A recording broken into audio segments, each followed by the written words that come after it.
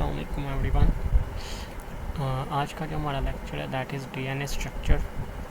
DNA structure को अगर हम लोग देखें तो सबसे पहले हमारे पास इसमें हम लोगों के ऑब्जेक्टिव अगर हम लोग देखें तो हम लोगों ने देखा था हमारे पास न्यूक्लियोटाइड से डीएनए बना होता है, ठीक है। उस न्यूक्लियोटाइड के 3 पार्ट हैं, ठीक है। उसके बाद हम लोगों ने डीएनए मॉलिक्यूल्स को डिस्क्राइब करना है। दैन हम लोगों ने देखना था हमारे पास उसमें कम्प्लीमेंट्री बेस पेयरिंग क्या होती है।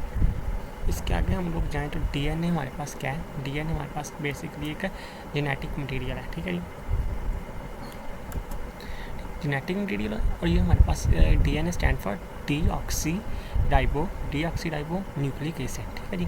डीऑक्सी का मतलब है कि हमारे पास इसमें जो डीएनए का स्ट्रक्चर होगा, इसमें जो शुगर होगी, इसके जो सेकंड कार्बन है उसमें हमारे पास OH नहीं बल्कि H होगा, उसमें O जो है वो रिमूव होगा, डीऑक्सी, ठीक है।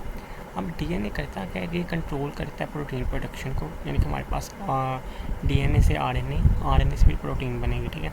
उसके बाद हमारे पास जो मतलब डीएनए हमारे पास जीन से बना होता है, जिसमें हमारे पास इंट्रॉन्स या एक्सॉन्स वगैरह होते हैं, ठीक है। तो ये हमारे पास क्या करता है, ट्रेट को भी कंट्रोल करता है, ठीक है। ट्रेट्स बेसिकली करते हैं हमारी physical appearance, for example colour of the eye. अगर एक बंदे की आँख का कलर क्या है वो भी हमारे पास क्या कंट्रोल कर रहा है, हमारा डीएनए कंट्रोल कर रहा है। इसके बाद हमारे पास डीएनए हमारे पास इंपॉर्टेंट है, next is importance of DNA. सबसे पहले हमारे पास ये क्या करता है, हमारे पास जेनेटिक इन्फॉर्मेशन जो वो पास करता है from one generation to the next generation, यानी कि पेरेंट्स से आप सबके के पास जाएंगी हमारे पास जितनी भी जेनेटिक इन्फॉर्मेशन है, ठीक है। तो आगे ये हमारे पास ट्रेड्स को कंट्रोल करता है, ठीक है, यानी कि कलर ऑफ द आई। उसके बाद हमारे पास स्किन कलर वगैरह, यानी जितने हर चीज़ को हमारे पास क्या करता है, ये ट्रेड कलर कर डीएनए कंट्रोल करता है, ठीक है। हमारे जो बाल हैं उनके कलर क्या होंगे वो भी डीएनए कंट्रोल करता है। इसके बाद डीएनए जब रेप्लिकेट करता है तो उसमें एरर बहुत कम आता है। उसकी एक रीज़न ये है कि जो हमारे पास डीएनए पॉलीमरेज है वो उसमें हमारे पास प्रूफ रीडिंग एक्टिविटी होती है ना। तो जब भी डीएनए रेप्लिकेट करता है तो अगर उसमें कोई भी मिस्टेक हो जाएगी तो डीएनए पॉलीमरेज क्या करेगा, ठीक है जी, डीएनए पॉलीमरेज क्या करेगा, उसको प्रूफ रीडिंग करेगा और उसकी जो एरर प्रोन है, जितना भी एरर है उसको कम करने की कोशिश करेगा, ठीक है। कोई भी ऑर्गेनिज्म है वो डीएनए के बगैर नहीं रह सकता, क्योंकि हमारे पास हर बॉडी का हर सेल जो वो डीएनए से बना होता है, ठीक है जी। नेक्स्ट अगर डीएनए का स्ट्रक्चर को देखें तो डीएनए का जो स्ट्रक्चर है दैट इज़ डबल हेलिक्स, ठीक है जी। एक हमारे पास क्या है, एक हेलिक्स ये है, इस तरह आ रहा है, इस तरह आ रहा है, इस तरह आ रहा है, इस तरह आ रहा है, ठीक है जी। अगर इस तरह नीचे आते जाए इस तरह, और दूसरा हेलिक्स ये है, ठीक है जी।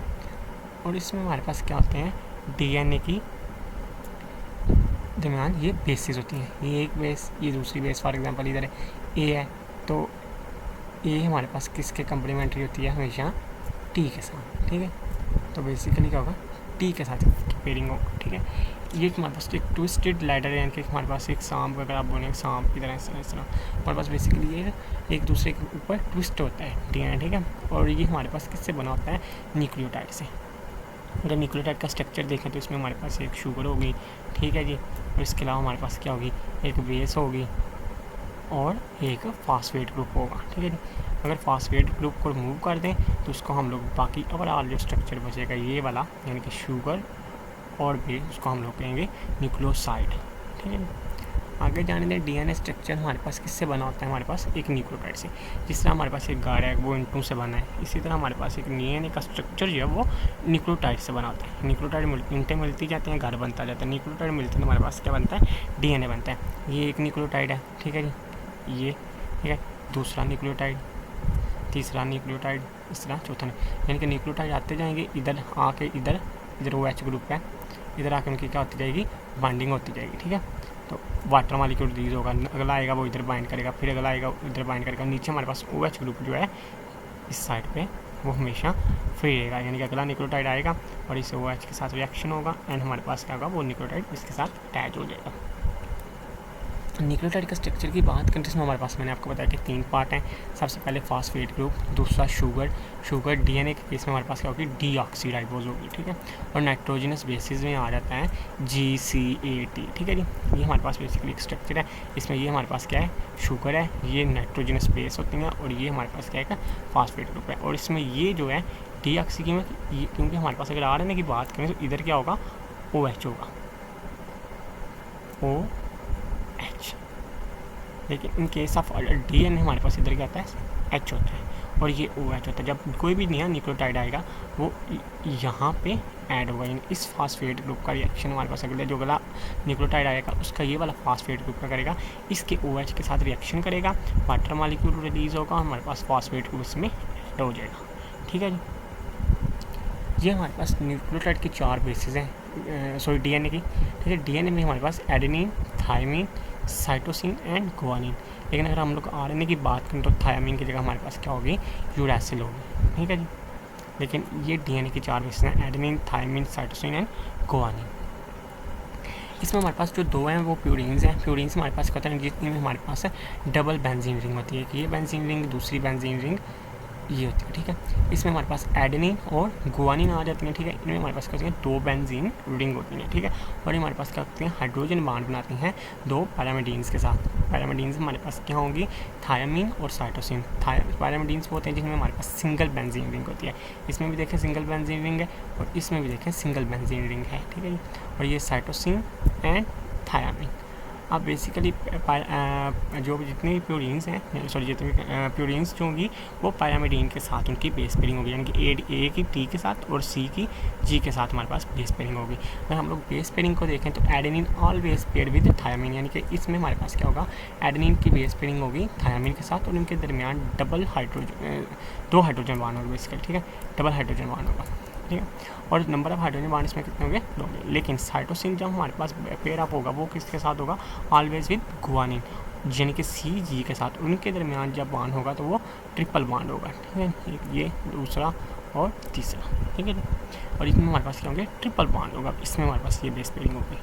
DNA के स्ट्रक्चर की बात करें तो इसमें हमारे पास इसका each strand is complementary to the other. इसका मतलब ये है कि अगर हमारे पास 2 स्टैंड हैं, ठीक है, फॉर एग्जांपल एक स्टैंड DNA का ये है, ये हमारे पास टेम्पलेट है और ये हमारे पास न्यू बना है, तो दूसरा उसके क्या होगा, कम्प्लीमेंट्री होगा। कम्प्लीमेंट्री मतलब A के सामने हमेशा हमारे पास T होगा। ठीक है, T के सामने A, T के सामने A, C के सामने G, मैंने आपको बताया आगे, फिर C के सामने G, G के सामने C, A के सामने T और T के सामने A, A के सामने T। और ये हमारे पास क्या होगी, इनके सामने कम्प्लीमेंट्री होगी। यानी कि इसका मतलब ये है कि अगर हमारे पास हमें एक स्टैंड का पता है तो हम लोग दूसरे स्टैंड का एक अंदाज़ा लगा सकते हैं। ठीक है जी, complementary stand ये देखेंगे, अगर if we know the DNA sequence of one strand we can predict the DNA sequence of its complementary। इसी तरह हमारे पास अगर हमारे पास ये फॉर एग्जांपल हमारे पास क्या है, टेम्पलेट स्टैंड है जिससे हमारे पास अगला नया DNA बनना है, तो अगर हमारे पास इसका हमें पता है तो हम लोग जो नीचे वाला स्टैंड है उसको हम लोग प्रेडिक्ट कर सकते हैं। C का हमारे पास सामने G होगी, G के सामने हमारे पास है C के दरमियान ट्रिपल बॉन्ड होगा